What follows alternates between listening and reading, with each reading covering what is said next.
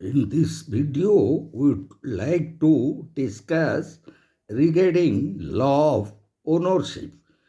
And regarding law of ownership, first we'll touch the very evolution and development of ownership.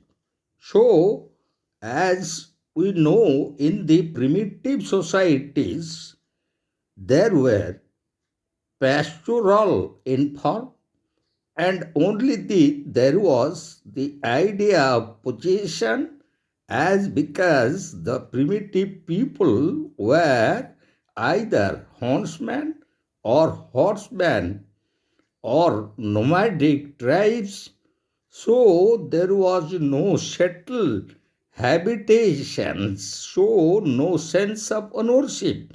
But after planting of trees, cultivation of land, establishment of home or permanent settlement led to a transition to an agricultural economy.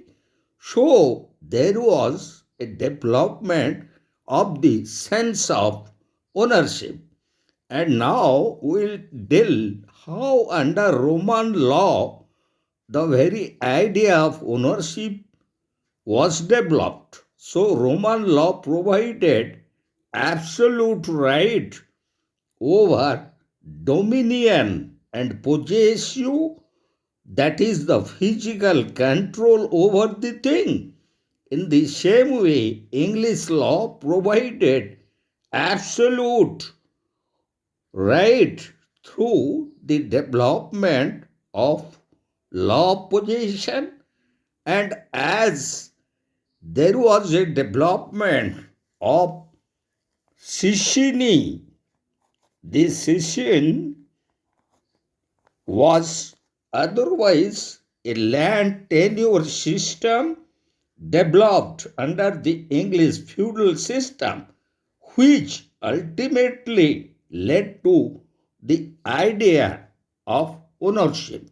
So, in this video, we only deal the evolution and development of ownership.